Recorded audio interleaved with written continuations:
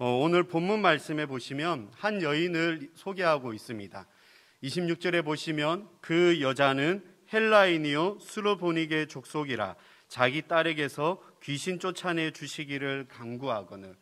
예수님께서 이제 게네사렛 북쪽 지역의 사역을 마치신 이후에 예수님께서 이제 이방 땅으로 두로라는 땅으로 북서쪽 위치하고 있는 그 이방 땅으로 들어가셔서 조용한 곳에서 있고 싶어 하셨습니다. 근데 많은 사람들이 그곳에서도 몰려들기 시작했습니다. 그 가운데 한 여인이 예수님 앞에 등장합니다. 그 여인은 그리스 사람이고 수로보니게 족속이라고 이야기하는데, 이 여인이 가지고 있는 문제는 자기에게 딸이 있었는데 그 딸이 귀신 들려서 예수님 앞에 귀신을 쫓아내달라고 간구하는 것이죠.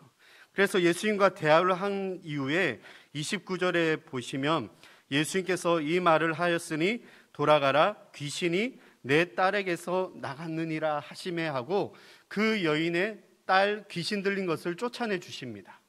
근데 똑같은 병행 본문의 마태복음 15장에 보면 어떻게 예수님께서 이야기를 하시냐면, 제가 읽어드리겠습니다. 여자가 이르되 주여 올소이다마는 개들도 제 주인의 상에서 떨어지는 부스러기를 먹나이다 하니, 이에 예수께서 대답하여 이르시되 여자여 내 믿음이 크도다, 내 소원대로 되리라 하시니 그때부터 그의 딸이 나으니라. 마태복음의 본문에서는 이 여인의 대답을 듣고 예수님께서 내 믿음이 크다라고 오히려 칭찬을 하는 것을 보게 됩니다. 우리가 예수님께서 제자들에게 늘 제자들을 데리고 다니면서 믿음이 없는 자들아 왜 믿음을 안 가지느냐 하고 안타까워하시고 했는데, 오히려 이 이방 여인에게는 예수님께서 믿음이 크다라고 칭찬을 하고 있습니다. 우리가 알고 있는 또 이방인 백부장의 믿음에 대해서도 예수님께서 이보다 더 큰 믿음을 본 적이 없다라고 우리가 들었잖아요. 그럼 오늘 읽었던 이 여인, 수로보니게 여인에게 그러면 큰 믿음을 가지고 있었는데 예수님하고의 대화에서 어떠한 믿음이 큰 믿음인지를 우리가 좀 더 알아보길 원합니다. 오늘 예수님 앞에 엎드려져서 여인이 간구합니다. 내 딸아이를 고쳐달라. 내 딸아이가 귀신에 들렸다.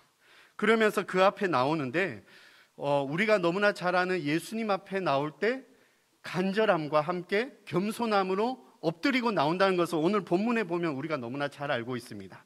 그래서 우리가 주님 앞에 나갈 때도 간절함과 겸손함으로 나가야 된다는 것을 알고 있는데, 오늘 예수님께서는 이것보다 더 들어가서 여인하고의 대화에서 감동을 받으셨던 것 같습니다. 뒤에 보시면 이제 이렇게 이야기를 합니다. 자녀로 먼저 배불리 먹게 할지니 자녀의 떡을 취하여 개들에게 던짐이 마땅치 아니하리라. 그러니까 예수님께서는 오히려 유대민족이 먼저이고 이방인은 그 다음이라는 비유와 함께 개들에게 던짐이 마땅하다. 그러니까 자녀를 먼저 먹이는 것이 먼저라라고 이야기를 이렇게 합니다. 근데 그 뒤에 여인이 어떻게 대답을 하냐면 28절에 보시면 여자가 대답하여 이르되 주여 올소이다마는 상 아래의 개들도 아이들이 먹던 부스러기를 먹나이다. 이 말에 예수님께서 감동을 받으신 것이죠. 한마디로 이야기하면 예수님 맞습니다. 저는 개입니다. 하지만 그 상 아래에 떨어져 있던 부스러기도 먹습니다. 어떻게 보면 예수님께서 너무나 매몰차게 이 여인하고 대화를 하고 있습니다. 보통은 고쳐주십시오 하고 간절함으로 간청하면 우리 선하신 예수님께서 손을 대시고 안수하시고 말로써 내 병이 나았다라고 이야기를 하시는데, 이 이방 여인에게는 다른 이야기를 하세요. 너무나 좀 다르게 매몰차게 이야기를 하셨는데, 근데 그것을 보면 자존심도 상할 수 있고 마음의 상처도 받을 수 있는데, 이 여인에게 있어서는 그것이 아니에요. 주님의 말씀이 맞습니다. 그 맞습니다라는 말에는 저는 개입니다. 어떻게 보면은 전혀 이방인하고 당시의 유대인하고는 서로 상종하지도 않는 그런 관계에서 예수님의 말씀에 그것이 나에게 상처로 오는 것이 아니라 그 모든 말씀이 다 맞습니다라고 인정하면서, 하지만 그럼에도 불구하고 개들도 아이들이 먹던 부스러기를 먹습니다. 이 이야기를 하니까 우리 주님께서 큰 믿음으로 감동을 받으신 것이죠. 그러면 이 여인에게 이렇게 말할 수 있는, 우리는 용기라고도 할 수 있는데 그 용기 넘어서 무엇이 있었는가? 그것은 바로 우리가 읽었던 25절에 보면 귀신 들린 딸아이를 둔 여자가 예수의 소문을 듣고 왔다라고 이야기를 합니다. 예수의 소문, 우리가 알고 있는 예수님의 소문은 무엇입니까? 병든 자를 고쳐주고 귀신 들린 자를 쫓아내고 그리고 죄인의 친구가 되시는 선한 목자이신 예수님.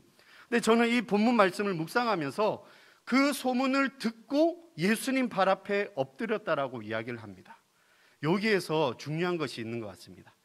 똑같은 소문을 듣고 어떤 사람은 호기심으로 그냥 지나갈 수도 있는데 어떤 사람은 그 소문을 붙잡아서 이분이야말로 내 병을 고쳐주실 수 있는 분이야. 근데 그 소문이 들렸을 때 나의 처한 상황에 있어서 병을 고쳐주는, 귀신을 쫓아내고 병든 자들을 고쳐주는 그것 너머로 예수님이 어떤 분이신지에 대해서 이 여인이 고백한 장면이 있습니다. 우리가 아까 읽었던 마태복음 말씀에 동일하게 어떻게 이야기를 하시냐면 여인이 이렇게 이야기를 합니다. 죄송합니다. 마태복음 15장 22절에 가나안 여자 하나가 그 지경에서 나와서 소리질러 이르되 주 다윗의 자손이요 나를 불쌍히 여기소서 내 딸이 흉악하게 귀신 들렸나이다 하되. 그러니까 주님 다윗의 자손이요라고 간청하면서 부르는데 예수님을 향하여서 다윗의 자손이라고 이야기를 합니다. 이 여인이 뭔가 기독교 교육을 받고 그런 것이 아닌 배경이죠. 근데 그 소문을 들었을 때 이 여인은 저분이면 내 딸아이를 고쳐줄 거라는 확신, 그리고 저분이 누구이신지 고백하는 장면이 주 다윗의 자손이요. 그러니까 다윗의 자손이요라는 것은 그 이후에 메시아라는 것을 뜻하는 것이죠. 나의 삶의 구원자이신 예수님, 그 예수님을 부르면서 이 여인은 저분이면 내 딸아이를 반드시 고쳐준다라는 흔들리지 않는 믿음의 확신이 있었던 것입니다. 저와 우리 성도님들이 알고 있는 예수님이 누구이십니까?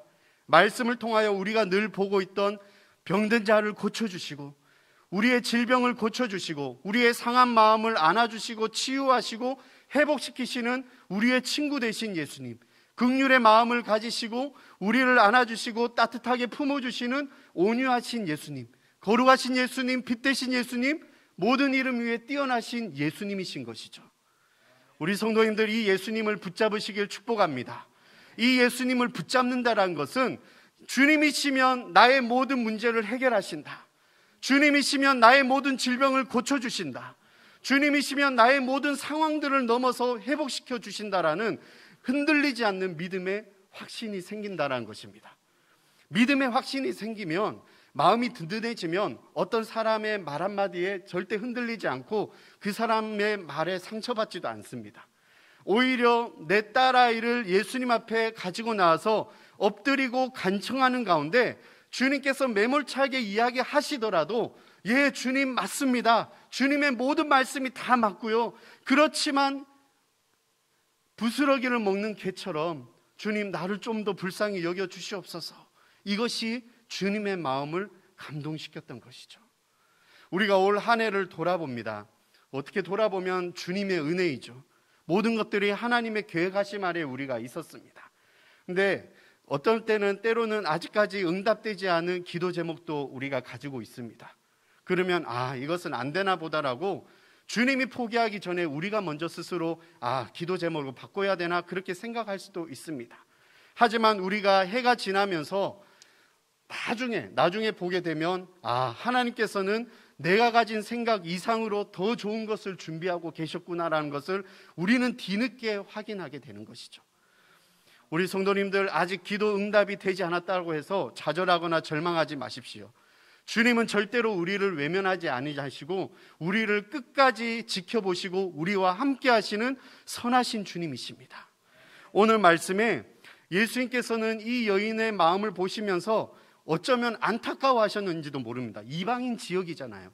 주님이 넘어서 알지 모르는 이제 더 큰 고난이나 역경들이 있을지도 모르는 가운데 이 여인이 오히려 흔들리지 않는 그 믿음으로 소문으로 지날 수도 있는 것을 소문으로 넘기지 않고 붙잡았다는 것입니다. 전 이것이 참 중요한 것 같아요.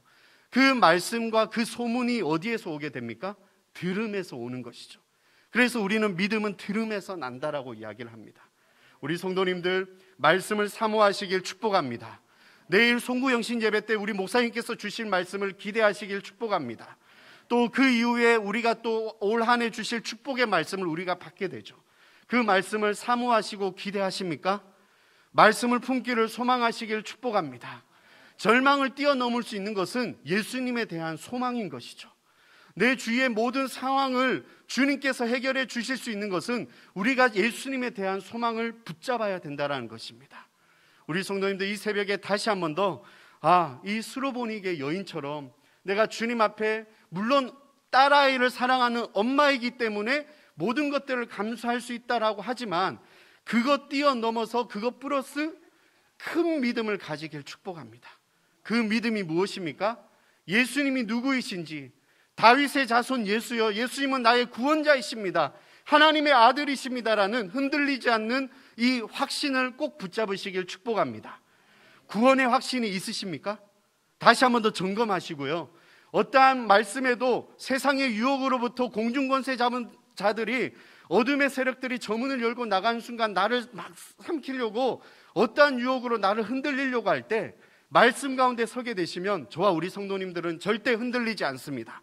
사단의 유혹으로부터 이겨낼 수 있는 것이죠. 오늘 그러한 믿음을 가지시길 축복합니다.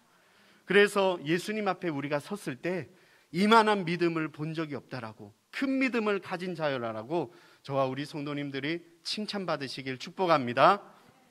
내일이면 우리가 말씀을 받습니다. 올 2022년에 주실 그 축복의 말씀을 우리가 먼저 소망하시고, 또 나에게 주실 축복의 말씀을 우리가 기도로 먼저 준비하시고 그렇게 나아가시길 축복합니다. 기도드리시겠습니다.